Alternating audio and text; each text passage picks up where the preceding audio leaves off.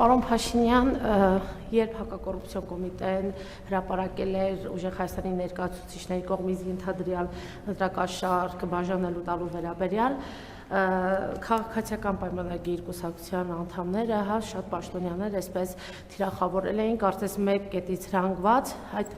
մարդկանց թիրախավորում են եւ ընտրակաշառարար էին ներկայացնում։ Հիմա նմանատիպ մի իրավիճակում է հայտնվել ձեր թիմակից, ընտրական ցուցակում հայտնված Թալինի քաղաքապետ Տավրոս Սափեյանը, նա ընտրություններից 5 պակաս առաջ 11 միլիոն դրամի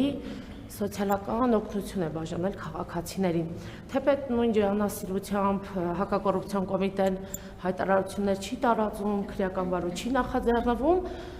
սակայն իրավիճակը կարծես թե նույնն է։ Սա դուք ինչպես եք գնահատում ընտրություններից առաջ նման օգնություն բաժանելը, խոսել եք արդյոք ձեր թիմակից Սափեյանի հետ եւ ընդհանուր առմամբ ինչ դիրքորոշում ունեք տեղի ունեցածի վերաբերյալ։ Երկրորդ հարցը, պարոն Փաշինյան, չեմ վախենա եւ կասեմ, որ Հայաստանի Հանրապետությունը ցնցած վեդի մանկապղծության դեպքն է, որը տեղի ունեցել 3 ամիս առաջ, սակայն միայն նախաձեռնվում է քրեական բուն գործընթացի է հասնում լրագրողների բարձրացրած աղմուկից հետո, ընդհանուր առմամբ դուք ճիշտ եք ասեք իրավական գործընթացը ես ինչ կապ ունեմ, բայց ուժայինների, քննչական մարմինների աշխատանքի թերացում, անգործունեություն այս դեպքում դիտարկում եք, թե չէ, որովհետև օրինակները բազմազան են։ Մի քանի ամիս առաջ 1.5 տարեկան երեխա մահացավ 1.5 ամիս տևած ծեծից հետո, վենդետաները հանրապետությունում շարունակվում են, կանխամտածված սպանությունները, գոհեք ուժայինների, քննչական մարմինների աշխատանքից եւ մեկ կարճ հարց Վարդաշենցիները խնդրել են իրենց խնդրի վերաբերյալ ձեզ փոխանցել, ամիսներով, տարիներով մնացել են վթարային շենքերում, Ավինյանը ասում է խոսում է տվել չի լուծվում, չեն կարողանում ապրել, ես անձամբ այնտեղ եմ եղել անձրևների ժամանակ, փլուզումներ եւ այլն մի սարսափելի վիճակ։ Ասում են երբ է լուծվելու մեր խնդիրը։ Շնորհակալություն։ Թալին խոշորացված համայնքի ղեկավարի հետ կապված կարծում եմ եթե այդտեղ խնդիր կա, իրավաբանները պետք է արձագանքեն, բայց ես ուրիշ բան էլ ասեմ, մենք պետք է հասկանանք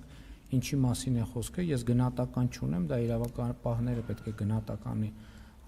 տան, բայց հիմա կառավարությունն էլ ամեն ամիս միլիարդների սոցիալական աջակցություններ է բաժանում, հիմա պետք է չբաժանի կառավարությունը սոցիալական աջակցությունները։ Ես էլ եմ ասում, չգիտեմ, այդտեղ պետք է իրավական նախադեպային գնահատականներ ֆիքսել եւ առաջնորդվել այդ տրամաբանությամբ։ Ինչ վերաբերում է վեդի դեպքին, վեդի դեպքը բացահայտվել է օպերատիվ մարմինների ահազանգի արդյունքում, այսինքն իրավապահներն են բացահայտել այդ դեպքը եւ իրավապահներն են քննություն անում։ Դուք այդ գործերին, ես գիտեմ կոնկրետ լրագրողներ, ովքեր իրավապահ մարմիններում ունեն աղբյուրներ եւ այդ աղբյուրներին, որոնք աշխատանքային ինֆորմացիա են փոխանցում, դրա հետ կապված նույնիսկ քրեական գործեր կան հարուցված եւ իհարկե այդ բանի անպատասխանատու իրավապահներին անպայման կգտնենք եւ համակարգից կհեռացնենք, այսինքն այդ գործերը մի մասին հեռացրել ենք իդեպ արդեն։ Այդ գործերը բացահայտվել են իրավապահների օպերատիվ աշխատանքի արդյունքում։ Ձեզ ինչի է թվում, որ այդ գործը, բա դուք որտեղից եք իմացել այդ գործի մասին։ Իրավապահներից են ձեզ ինֆորմացիա տվել, դուք էլ ինֆորմացիան տպել եք։ Դուք եք գնացել հետա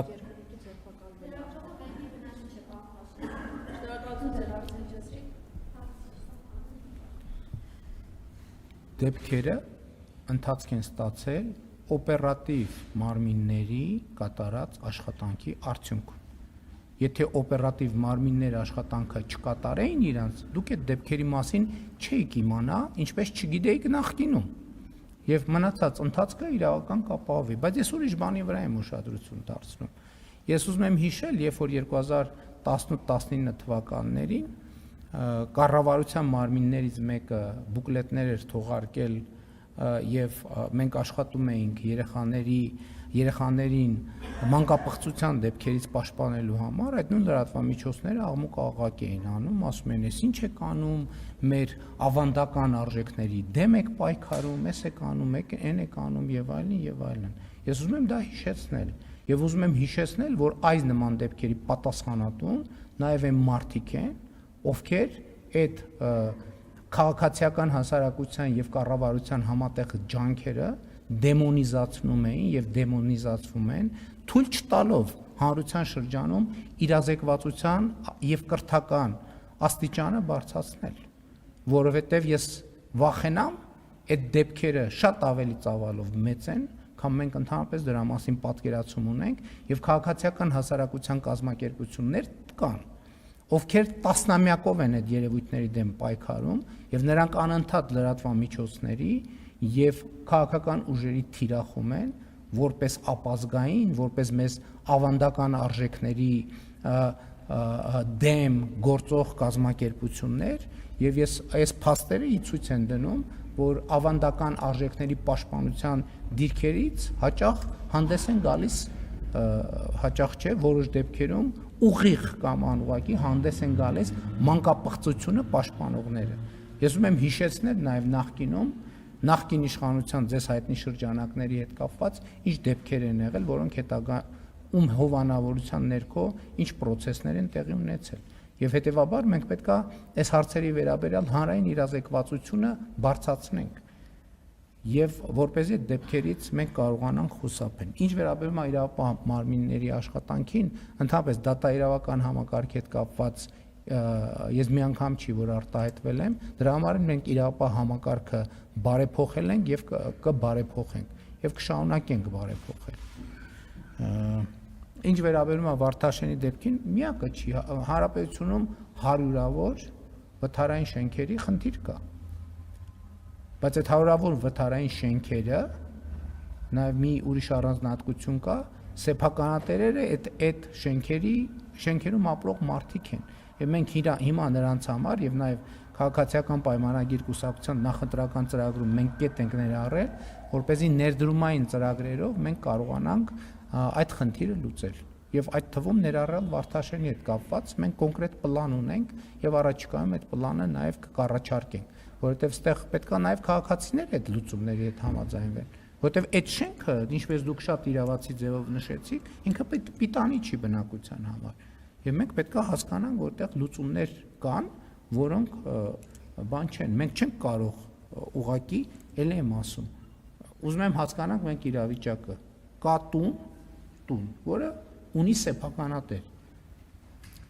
այդ տան առաջ պատասխանատունով է, տերն է այդ տան առաջ պատասխանատուն, ես ուզում եմ այս հիմքի վրա մենք կառուցենք հետագա աշխատանքը, կառավարությունը կարա աջակցի, որ իրենք այդ պատասխանատվությունը կրեն, բայց կառավարությունը չի կարող ամբողջական պատասխանատվությունը վերցնել իր վրա եւ բնակիչներն էլ պետք է ճկունություն ցուցաբերեն, որովհետեւ երբ որ բոլոր տեղերում, երբ որ բնակության բնակարանի եւ բնակապահովության խնդիրը առաջանում, ամենայն հարգանքով ես դեմ չեմ, 2 ձեռով ես կողմ եմ, բայց բոլորը ուզում են մաքսիմալ Երևանի կենտրոն վարչական շրջանին մոտիկ բնակտարածք ունենան։ Այդպես չի, ժողովուրդ ջան, չեք կարող մենք դա անել, որովհետև այսօր Երևանի կենտրոնի բնակտարածքների գները նախ ահավոր թանկ են եւ երկրորդն էլ, եթե մենք պետքա ճկուն լինենք, որպեսզի կարողանանք այս հարցերը լուծել։ Կառավարությունը կառաջարկի աջակցության չափ, բայց կառավարությունը ամենայն հարգանքով չի կարող, որտեղ էլի եմ ասում, ես էլա պետք է հաշվի առնել, որ խնդրի մասշտաբը մեծ է։ Տեսեք, դուք Վարդաշենի դեպքի մասին գիտեք, մի ուրիշ լրագրող համոզված եմ Երևանի մի ուրիշ հատված Աջափնյակ վարչական շրջանում մենք ընդհանրապես շատ մեծ խնդրեմ ունենք։ Շենքերի մի ահագին մեծ թիվ վթարային վիճակում է, հանրապետությունում մենք բոլոր մարզերում այդպիսի խնդիրներ ունենք։ Եվ սրա համար մենք պետքա, ես էլ եմ ասում, այն որ բնակիչները ուզում են, որ կառավարությունը այդ հարցերի լուծմամբ զբաղվի, շատ ճիշտ են անում, որ ուզում են, որ կառավարությունը այդ հարցերի լուծմամբ զբաղվի, եւ կառավարությունը կզբաղվի։ Մեր խնդրանքն ու ակնկալիքն է նա, որ իրանք էլ մի քիչ ըմբռնում ցուցաբերել կառավարության կողմից առաջարկվող տարբերակների նկատմամբ։ Մենք կոնկրետ լուծումներ ենք իրանց առաջարկելու։ Բայց այդ լուծումները չեն լինելու են տրամաբանությամբ, որ վթարային շենքերի բնակիչներին մենք ապահովելու ենք, որ Երևանի կենտրոն վարչական շրջանին հնարավորինս մոտ բնակարան ձեռք բերեն։ Մի դեպքերում կարող է մոտ լինի, մի դեպքում կարող է հեռու լինի, մի դեպքում կարող է շատ հեռու լինի։ Մենք այս լուծումները առաջարկելու ենք եւ խնդրում ենք, որ իրանք այդ լուծումներով այդ լուծումների նկատմամբ ճկուն եւ ըմբռնում ցուցաբերեն։